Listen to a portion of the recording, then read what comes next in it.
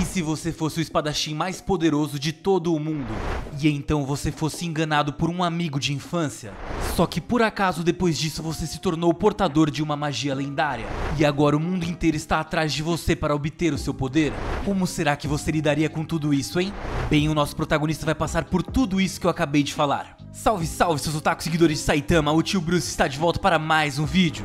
E hoje nós vamos fazer a recapitulação de um anime que eu gosto muito chamado BlazBlue Outer Memory. E fica tranquilo que se você não entendeu, o nome vai estar aqui nos comentários pra você, beleza? E na primeira cena do anime vemos o nosso protagonista de cabelos brancos e um olho de cada cor chamado Ragna enfrentando uma garota androide. Ela pergunta se ele está ali para destruí-la, mas ele revela que está ali apenas para desmontá-la. E eles então começam uma batalha insana um contra o outro. E aparentemente o Ragna acaba sendo derrotado. Começa a opening do anime e após isso vemos o nosso protagonista destruir uma cidade inteira sozinho. Tudo indica que ele é o típico overpower de cabelos brancos. E depois de acabar com a cidade, o protagonista é orientado por uma loli gótica de cabelos loiros a ir até uma cidade vizinha, pois haveria algo esperando por ele quando ele chegasse lá. E sem ter nada a perder, mesmo desconfiado, Ragna ouve as instruções e vai até a cidade. Corta a cena e vemos uma tenente de cabelos loiros chamada Vermilion entregando uma carta misteriosa ao seu superior chamado Jin. Logo descobrimos que no envelope havia uma informação com a localização de Ragna, e o tal do Jin fica bastante animado com isso e decide ir atrás do protagonista. Quando Ragna chega na cidade que a Lori tinha indicado, vemos um cartaz de procurado com um desenho muito mal feito dele. Agora as coisas fazem sentido, as autoridades estavam atrás do protagonista, por isso o Jin tinha ficado tão animado ao saber sobre ele. Ragna quase tropeça no corpo de uma garota que está caída no chão e ela diz que está com muita fome, então o protagonista paga uma refeição pra ela. E enquanto eles comiam, conversavam um pouco e a garota revelou que estava atrás do próprio Ragna. Porém ela acabou não reconhecendo ele porque, como eu disse, o cartaz dele estava muito feio. Só que isso foi uma coisa boa, pois Ragna manteve a sua identidade em segredo após saber isso. Depois da refeição, Ragna consegue escapar da garota e arranja um lugar para dormir um pouco. Ele começa a ter um pesadelo com seu passado, onde vemos que ele foi enganado e traído por um amigo de infância. E por conta desse amigo, Ragna acabou perdendo o seu braço. E o detalhe é que esse amigo é o próprio Jin que estava indo atrás dele. E o detalhe é que após perder o braço direito por causa do Jin, o Ragna ganhou outro braço extremamente poderoso com magia para colocar no lugar. Só que em alguns momentos o braço misteriosamente parece ter vontade própria. E contando com um pouco de sorte de protagonista, o Ragna vai acordar no colo da jovem oficial chamada Vermilion. Ele tinha basicamente dormido no chão e acordou no colo de uma 10/10. Essa é a vida dos protagonistas de anime. Enfim, ela deveria estar atrás do Ragna, mas ela também não reconheceu ele pela foto do cartaz. Inicialmente o Ragna acha que a garota é a sua amiga de infância que estava no sonho com ele e com o Jin. Só que logo ele deduz que estava enganado e vai embora correndo. E a garota, coitadinha, que estava só sendo boazinha, ficou ali pra trás sozinha. O protagonista então invade uma base militar e ele estranha o fato de o local estar completamente vazio até que ele encontra com Jin. E ele começa a dizer que está surpreso pelo protagonista estar vivo, mas Ragna nem dá bola para a provocação. E logo os dois começam uma intensa batalha. Jin é bastante habilidoso e tem poderes de gelo, só que Ragna ainda é muito melhor. E a batalha nem dura muitos minutos e o Ragna consegue a vitória. Sendo assim, o protagonista segue o seu caminho até que Jin fica caído no chão até ser encontrado pela Vermilion. E depois de ajudar o Jin, a Vermilion decide ir atrás do Ragna. Mal ela sabia que estava com um cara no seu colo alguns instantes antes. Tudo estava tão tranquilo naquela base após a batalha que até parecia que o Ragna não iria ter mais adversários. Mas então, no finalzinho do episódio, ele é encurralado por um homem misterioso de armadura prateada chamado Hakumen. E a briga entre eles continua no episódio seguinte, onde vemos Ragna utilizar o poder do seu braço mágico contra Hakumen. E a verdade é que Ragna precisou utilizar este poder porque a batalha estava realmente muito difícil. E enquanto eles estavam lutando, perto dali acontece um encontro inusitado, pois a Tenente Vermilion se encontra de repente com a garota androide que o Ragna tinha enfrentado no começo do anime. Elas se estranham e de alguma forma parece que a androide foi programada como uma espécie de clone de Vermilion. Logo elas começam a batalhar ali também. Enquanto isso acontece, um homem misterioso de cabelo verde e a Loli gótica estão observando tudo. Pois é, muitas batalhas acontecendo ao mesmo tempo nesse segundo episódio. Isso sim é um anime de boa qualidade. Só que as coisas não estão nada fáceis para Vermilion. Na verdade ela estava prestes a receber o golpe final da androide. Até que Ragna de repente chegou por ali e impediu que isso acontecesse. Aparentemente ele tinha conseguido vencer a sua batalha contra Hakumen. Agora Ragna começa a lutar contra a androide e ele encontra reais dificuldades. Por algum motivo ela quer que o Ragna se junte a ela, pois ela diz que juntos eles teriam poder suficiente para controlar o mundo. Ragna tenta lutar contra essa vontade da androide, mas ele acaba perdendo a batalha e se entrega pra ela. Só que bem nessa hora Vermilion desperta, ela se lembra de Ragna como seu irmão e implora para que ele não se entregue. Sendo assim, no último segundo antes que ele caísse nas chamas com a androide, ela segura a mão dele e acaba salvando o protagonista. Dessa forma a androide acaba caindo e se destruindo sozinha. E nesse momento que Ragna e Vermilion se encostam começam, uma grande quantidade de magia acaba explodindo na sala. Tanto a loira gótica quanto o homem misterioso de cabelos verdes ficaram bastante chocados com o que viram. Afinal, se Ragnar era capaz de ter poder para controlar o mundo ao lado da androide, ninguém sabia do que ele seria capaz ao lado da original. Bem, Ragnar está bastante ferido após as batalhas e então Vermilion vai correndo buscar algo para ajudá-lo com seus ferimentos. E nessa hora a loira gótica aparece diante de Ragnar enquanto ele está sozinho e revela que Vermilion é a herdeira escolhida para receber o maior poder de todo o mundo. E o que dá a entender aqui é que ela receberia um poder parecido com o que Ragnar tinha em seu braço direito, mas ainda mais poderoso. E nem mesmo aquela loira seria capaz de prever o que iria acontecer com o mundo depois que ela herdasse esse poder. Pois é, a coisa está ficando séria no anime, e depois disso, sem dizer mais nada, a Luli some dali. E no final do episódio vemos Vermilion voltando para curar os ferimentos de Ragnar. E durante todo o tempo que ele olha pra ela, ele se pergunta por que ela se parece tanto com a sua irmã. Pelo visto, ele ainda não entendeu direito o que está acontecendo.